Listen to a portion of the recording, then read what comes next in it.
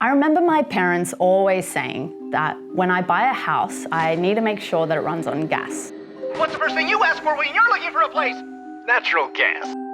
Cute that they thought I could ever buy one. But also, what's with the gas cult? It's expensive, it's polluting, it's a health hazard. But thanks to decades of clever marketing, multinational corporations get away with it. And the lengths this industry will go to keep us buying gas are straight out of the big tobacco playbook. And holy smokes, have we been played. You get it? Yeah, I got it. Yes. Gas corporations have been trying to dupe us for longer than you'd think.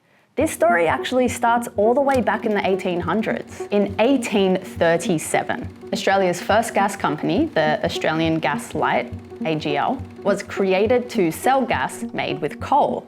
This toxic blend of hydrogen, carbon monoxide, and methane is called coal gas, a name that suggests they haven't met modern marketing yet, despite reports of coal gas literally poisoning and even killing people in their own homes from the 1800s right through to the 1950s. AGL continues to sell it, and in order to sell, you need to advertise. Enter coal gas cookbooks and cooking classes, because nothing says domestic bliss like accidentally poisoning your family. In the 1960s and 70s, methane gas is discovered in Queensland, South Australia, Victoria, and Western Australia. Here at Port Campbell in Victoria, promising showings of gas have increased interest in the growing search for the elusive black gold. Now, methane gas is made from mostly methane, which we now know is a fossil fuel. But this time, they must have consulted a Mad Men-style ad agency and discovered that what sells better than methane gas is natural gas. Don Draper approved. And before you know it, pipelines are laid and kitchens across the entire country have been converted to burn the new product. It's all over the news. This thing is taking off. But is methane gas all it's cracked up to be? Not everyone thinks so. In 1980, scientist Dr. Veerabhadran Ramanathan identifies methane as a significant greenhouse gas. And a year later, scientists report that atmospheric methane is increasing at an alarming rate. But lo and behold, the industry ignores the reports. And in an up yours to scientists, Woodside holds a contract signing marathon to export methane gas from Western Australia by the end of the decade. Then, in 2009, multinational corporations ExxonMobil, Shell, and Chevron signed the largest single trade deal in Australian history, a contract to export gas for the next 20 years. They don't pay tax on it either. But that's besides the point. The gas will be taken from a nature reserve where endangered sea turtles breed. And to make up for it, Chevron is required to find a way to capture a fraction of their climate pollution before it enters the atmosphere and store it underground.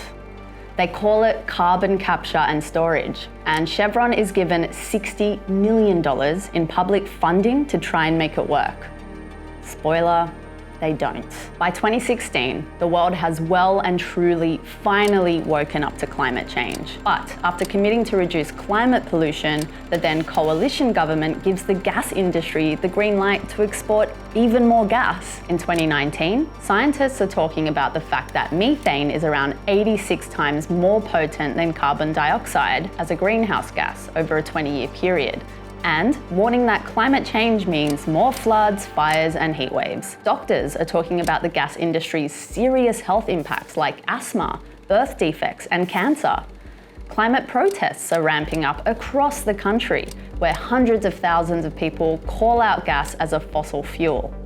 And after 10 years of staunch opposition, traditional owners are still fighting and still saying no to fracking projects on their country.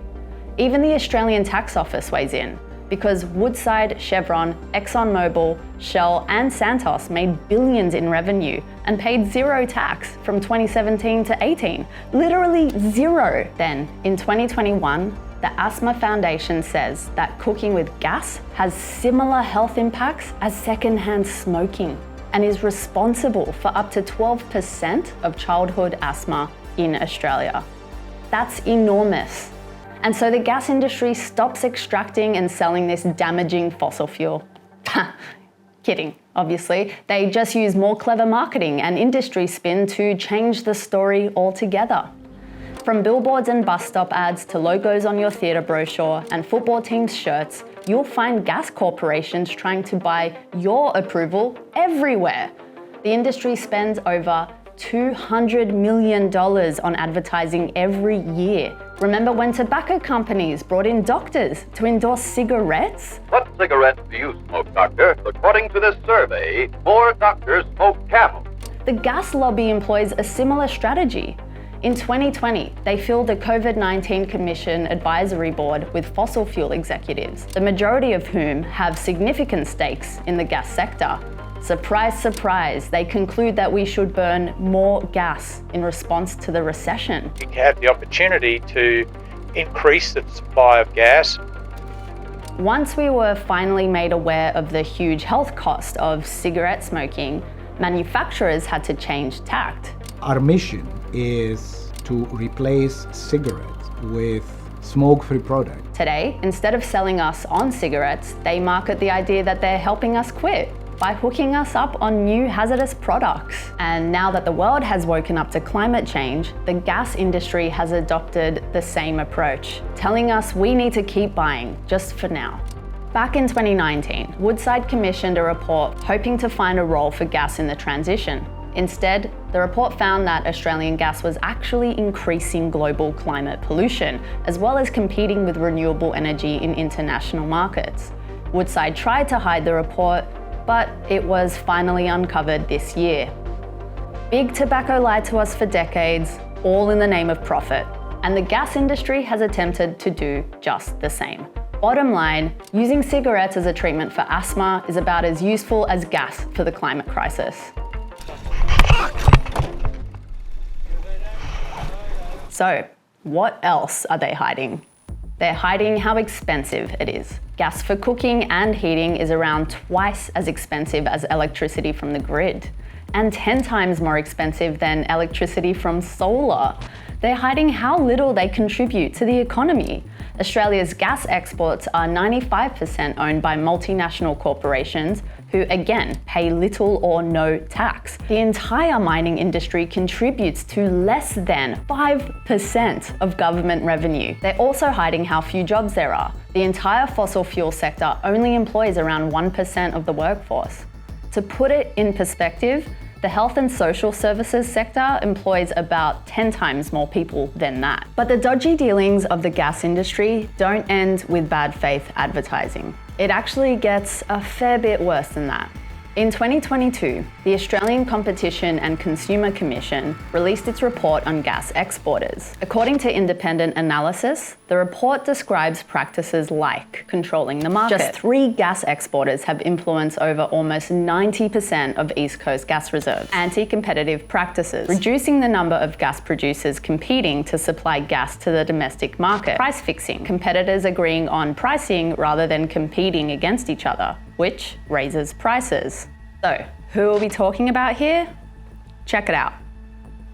This powerful group has another name that's far easier to remember. You may have seen it in the headlines.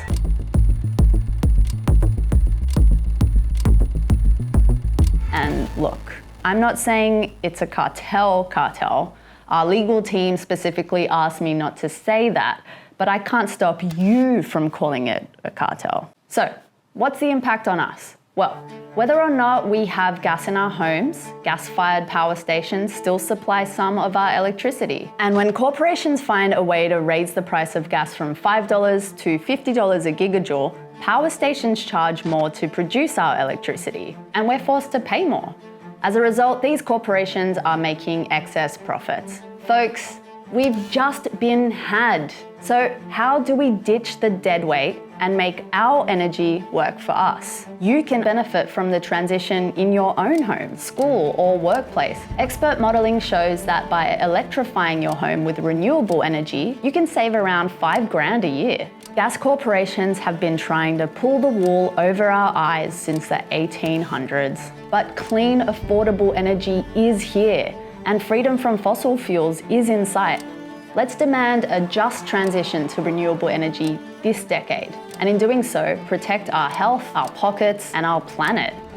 If you didn't understand the history of the gas cartel in this country, we hope you get it now. I'm out.